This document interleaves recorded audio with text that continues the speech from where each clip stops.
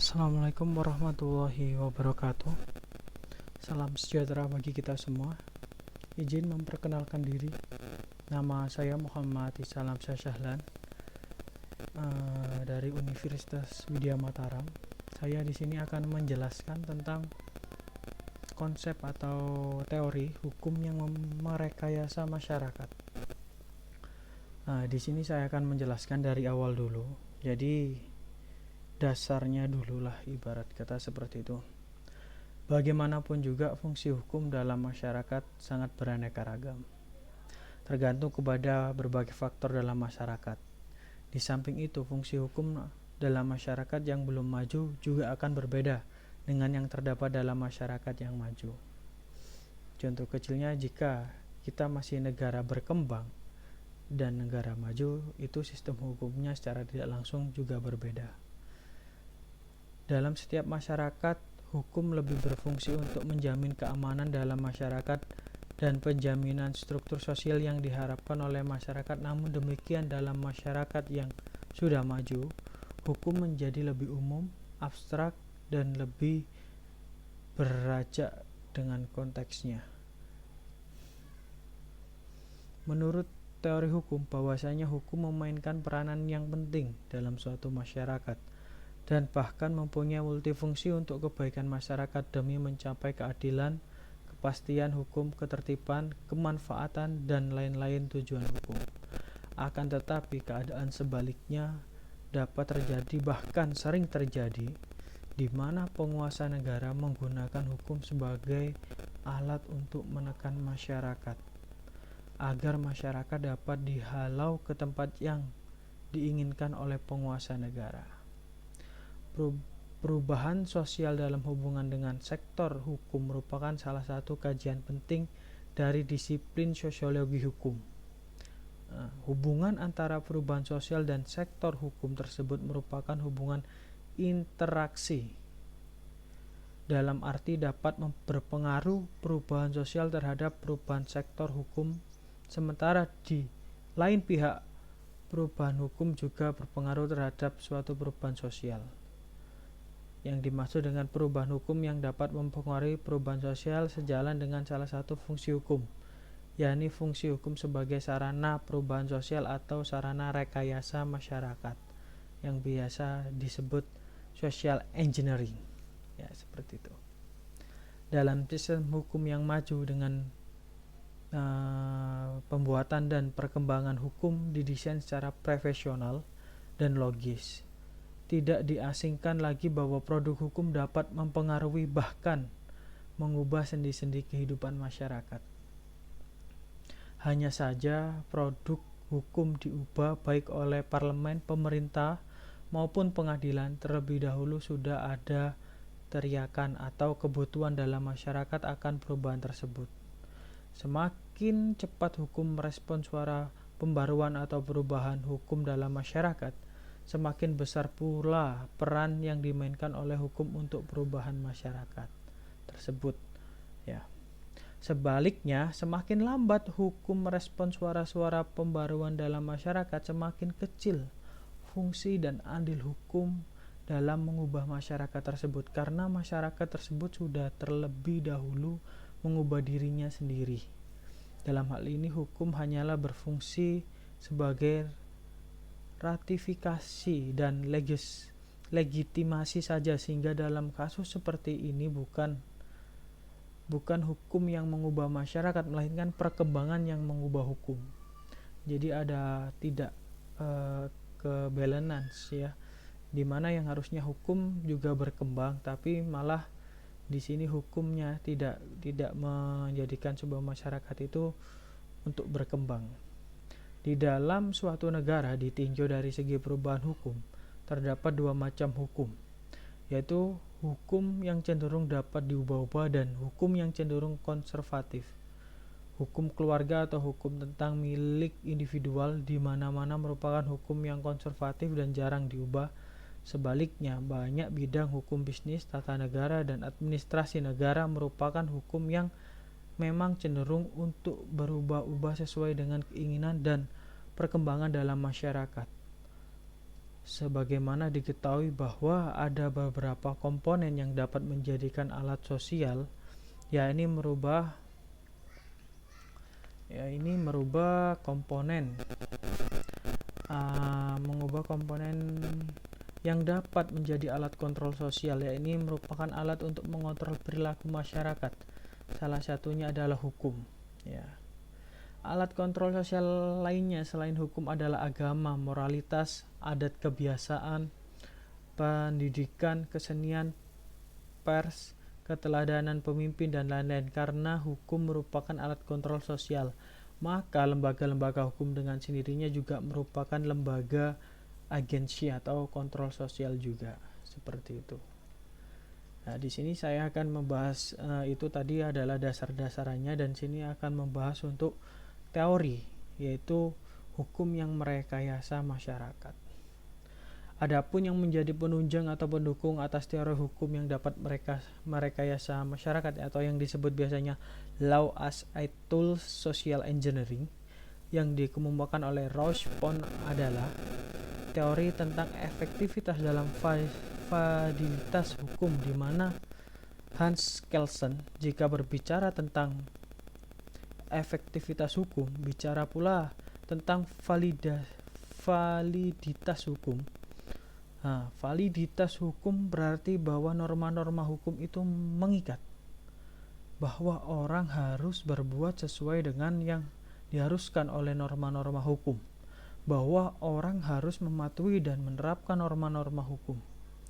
Efektivitas hukum berarti bahwa orang benar-benar berbuat sesuai dengan norma-norma hukum, sebagaimana mereka harus berbuat, bahwa norma-norma itu benar-benar diterapkan dan dipatuhi. Pernyataan bahwa suatu norma adalah valid dan pernyataan bahwa norma itu efektif merupakan dua pernyataan yang berbeda.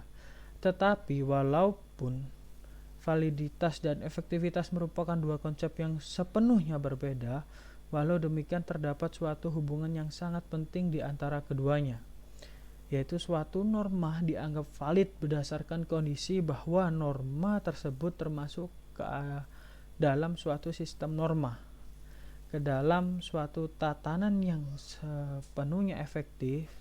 Jadi efektif dalam suatu kondisi dari validitas. Suatu kondisi bukan alasan dari validitas. Suatu norma valid bukan karena norma tersebut efektif, yaitu norma itu valid jika tatanan yang melengkapi norma itu sepenuhnya efektif. Namun demikian hubungan antara validitas dan efektivitas ini dapat dipahami hanya dari sudut pandang teori hukum yang dinamik, yang membahas masalah penalaran tentang validitas dan konsep tatanan hukum yang dibicarakan dari sudut pandang teori yang statis adalah validitas hukum. Oke, saya lanjut yang ini, yaitu teori validitas hukum merupakan salah satu teori yang penting dalam ilmu hukum. Saya lanjutkan lagi, teori validitas hukum merupakan salah satu teori yang penting dalam ilmu hukum. Teori validitas atau legitimitas dari hukum legal validity adalah teori yang mengajarkan bagaimana ada apa syarat-syaratnya agar suatu kaidah hukum menjadi legitimate dan sah atau valid berlaku, sehingga dapat diberlakukan kepada masyarakat bila perlu dengan upaya paksa, yakni suatu kaidah hukum yang mematuhi persyaratan sebagai berikut. 1. Salah satunya kaidah hukum tersebut haruslah dirumuskan ke dalam berbagai bentuk aturan formal, seperti dalam bentuk pasal-pasal dari undang-undang dasar, undang-undang, dan berbagai bentuk peraturan yang lainnya, aturan-aturan internasional, seperti dalam bentuk traktat, konversi, atau setidaknya dalam bentuk adat kebiasaan. Selain itu, ada aturan non formal tersebut harus dibuat secara sah, misalnya jika dalam bentuk undang-undang harus dibuat oleh parlemen bersama dengan pemerintah. Secara hukum, aturan hukum tersebut tidak mungkin dibatalkan. Terdapat aturan formal tersebut tidak ada cacat-cacat yuridis lainnya, misalnya tidak bertentangan dengan aturan yang lebih tinggi, seperti itu. Kaidah hukum tersebut harus dapat diterapkan oleh badan-badan penerap hukum seperti pengadilan, kepolisian, kejaksaan. Kaidah hukum tersebut harus dapat diterima dan dipatuhi oleh masyarakat. Kaidah hukum tersebut haruslah sesuai dengan jiwa bangsa yang bersangkutan. Dengan demikian, suatu kaidah hukum tidaklah valid jika kaidah hukum tersebut misalnya tidak dapat diterima oleh masyarakat melalui proses yang benar, meskipun aturan-aturan hukum tersebut telah dibuat melalui proses yang benar dan dibuat oleh yang berwenang secara hukum. Karena itu terdapatlah dikatakan bahwa suatu hukum tidak dibuat secara benar, atau hukum yang tidak dibuat oleh pihak yang berwenang atau benar, atau hukum yang tidak diterima oleh masyarakat, ataupun hukum yang tidak adil, hakikatnya bukanlah hukum. Nah, sebaliknya, menurut teori validitasi hukum, maka suatu kaidah hukum tidak dapat ditakar dengan kaidah moral atau kaidah politik. Dalam hal ini berarti bahwa validitas suatu aturan hukum tidak goyah hanya karena tidak sesuai dengan kaidah moral, kaidah politik, atau kaidah ekonomi, karena masing-masing bidang tersebut mengatur hal yang berbeda, meskipun dalam hal tertentu saling overlapping. Suatu kaidah hukum yang dapat mengikuti kaidah moral, politik, atau ekonomi sepanjang kaidah hukum tersebut tidak mengorbankan norma dasar dalam hukum. Misalnya, suatu kaidah moral, ekonomi, atau agama tidak dapat diberlakukan dalam hukum jika kaidah-kaidah tersebut bertentangan dengan asas-asas keadilan, kepastian hukum, kredibilitas, ketertiban umum, perlindungan hak dasar, asas manfaat, dan lain-lain. Pendapat para ahli tentang validasi suatu hukum adalah variasi tergantung kepada penekanan masing-masing ahli tersebut.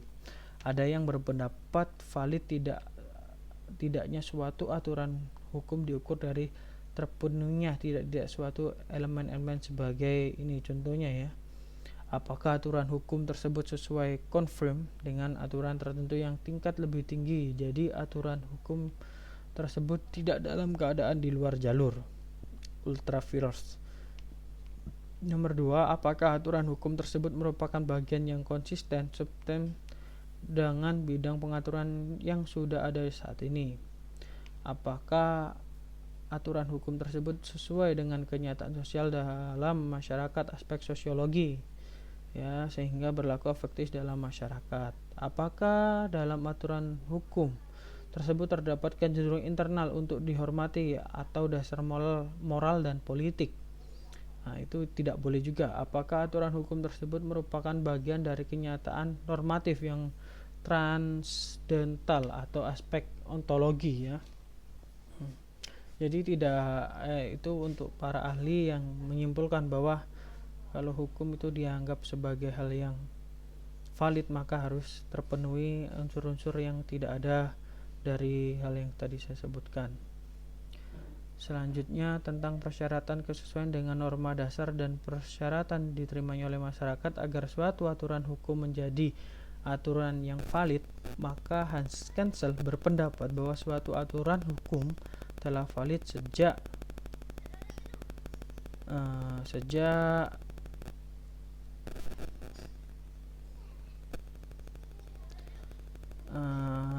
Hans Kelsen hukum tersebut terus tidak diterima oleh masyarakat, maka aturan hukum sejak undang-undangnya secara benar ya ini ya.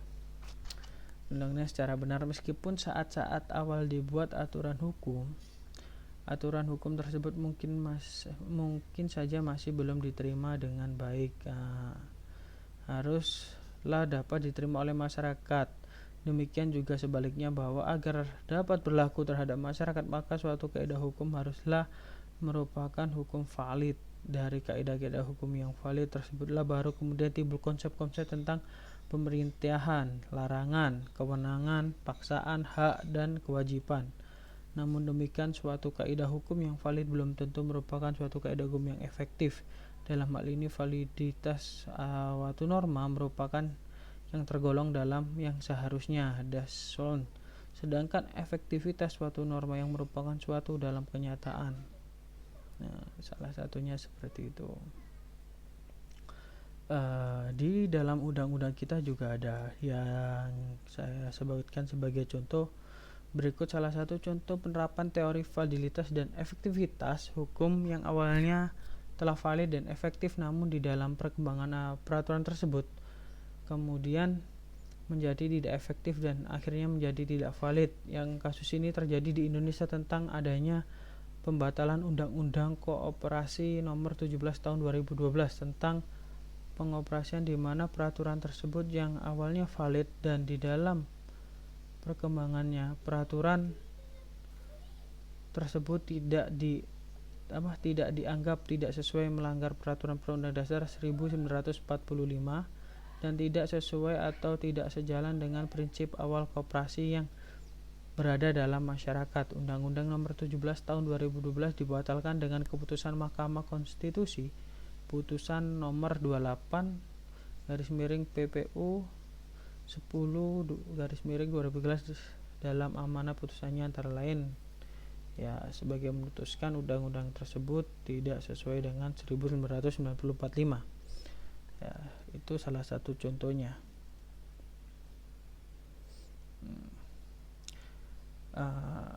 Perjalanan waktu, banyak para pengendara yang mengabaikan peraturan yang sehingga peraturan tersebut menjadikan kurang efektif.